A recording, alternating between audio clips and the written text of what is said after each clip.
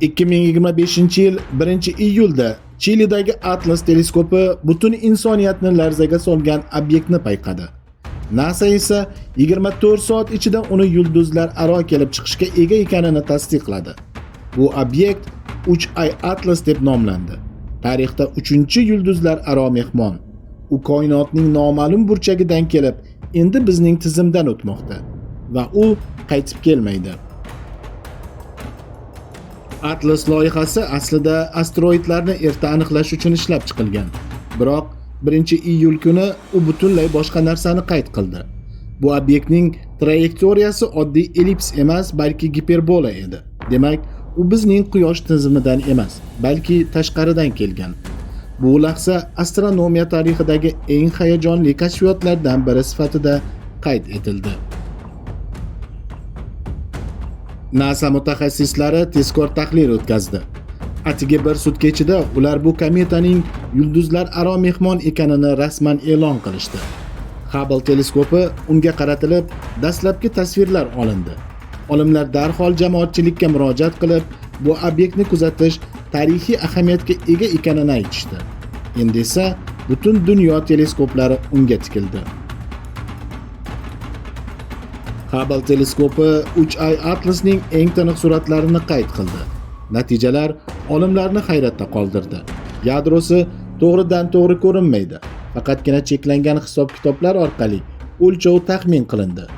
Yadroning diametri 0,3 kilometrdan 5,6 kilometrgacha bo'lishi mumkinligi aytildi. NASA olimlari buni koinotdagi eng qiziqarli obyektlardan biri deb atashdi.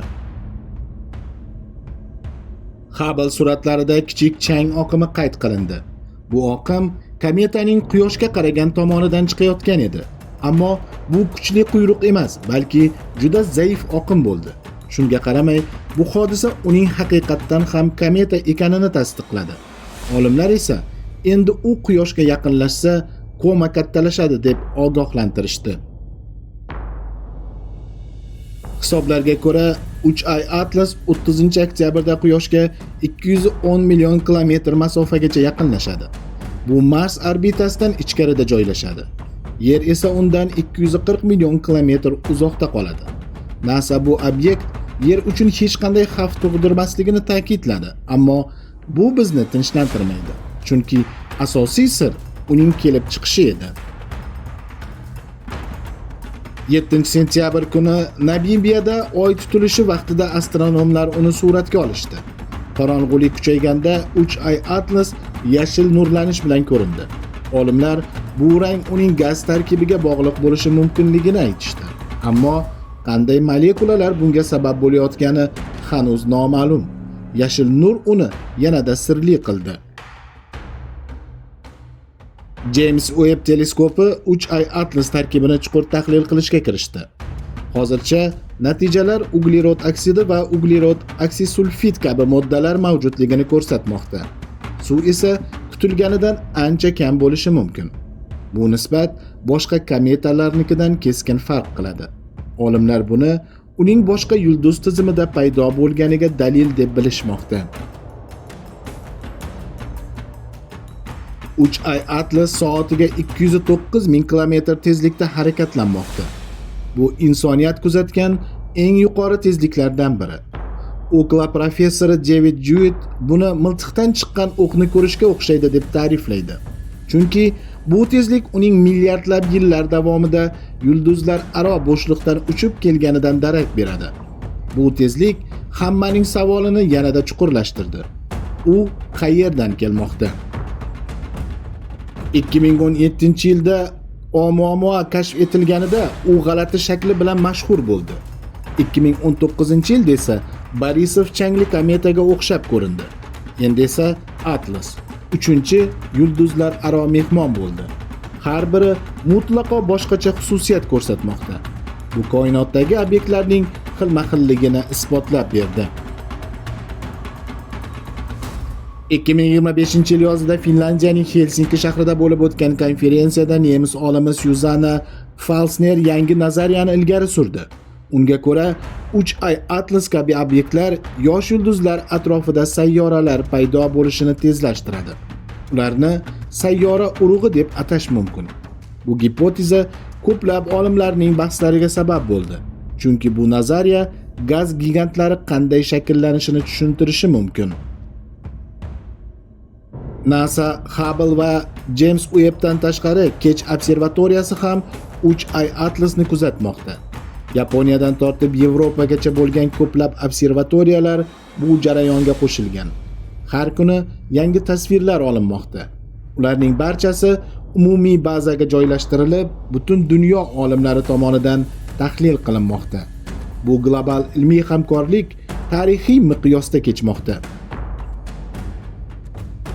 Olimlarning fikricha, Atlas boshqa yulduz tizimidan quvib chiqarilgan qadimiy qoldiq bo'lishi mumkin. Uning yoshi 7 milliard yildan ham ko'proq, ya'ni bizning Quyoshdan ham qari. Bu kometa yulduzlar aro bo'shliqdan o'tib, nihoyat bizning tizimga yetib kelgan. Bu esa bizga boshqa olamlarning tarixini o'rganish imkonini beradi. NASA Goddard kosmik markazida mutaxassislar 3i Atlasni kuzatib turishmoqda. Ular teleskoplardan kelayotgan barcha ma'lumotlarni yig'moqda. Maqsad kometaning kimyosi va tarkibini aniqlash. Bu markazning vakillari bunday imkoniyat har 1000 yilda bir marta keladi deb aytishdi. Chunki u tez orada yana bizni tark etadi. Atlas Quyoshga yaqinlashgan sari uning komasi kattalashmoqda. Koma bu yadroni o'rab turgan gaz va chang buluti. Dastlab u kuchsiz ko'ringan edi. Endi esa o'zini klassik kometa kabi namoyon qilmoqda.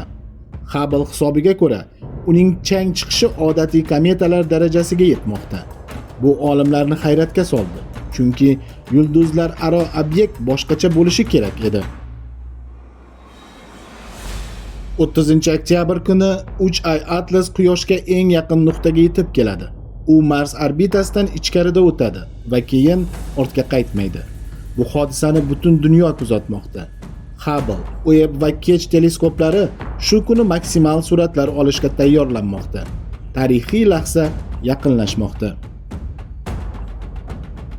Olimlar fikricha, Atlas faqat bittasi xolos. Koinotda millionlab shunday yulduzlar aro sayyohlar bor.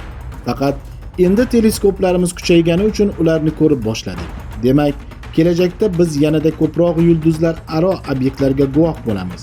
Bu esa koinot haqidagi bilimlarimizni tubdan o'zgartiradi. Oumuamua g'alati shakli va tezligi bilan, Borisov changli quyruq bilan, Atlas esa yashil nuri va tezligi bilan mashhur bo'ldi. 3 obyekt 3 xil sir olib keldi. Ammo bitta umumiy haqiqat ochildi. Koinot biz o'ylagandan ham boy va jumboqli. Bu bizni yangi savollarga majbur qildi. Atlas aslida nimadan iborat? Nega yashil porlaydi? Nima uchun chang chiqarmaydi? Qayerdan kelgan va yana qayerga ketmoqda?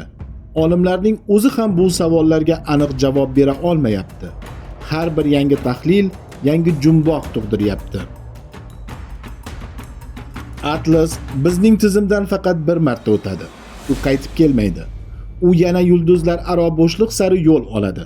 Lekin uning izlari va jumboqlari biz bilan qoladi. Bu obyekt bizni kelajakda ham o'ylashga majbur qiladi. 3i Atlas oddiy kometa emas, balki insoniyatni hayratga solgan yulduzlar aro mehmon. Uning eng so'nggi suratlari, ilmiy konferensiyalardagi xulosalar va olimlarning fikrlarini Telegram kanalimizda ko'rasiz.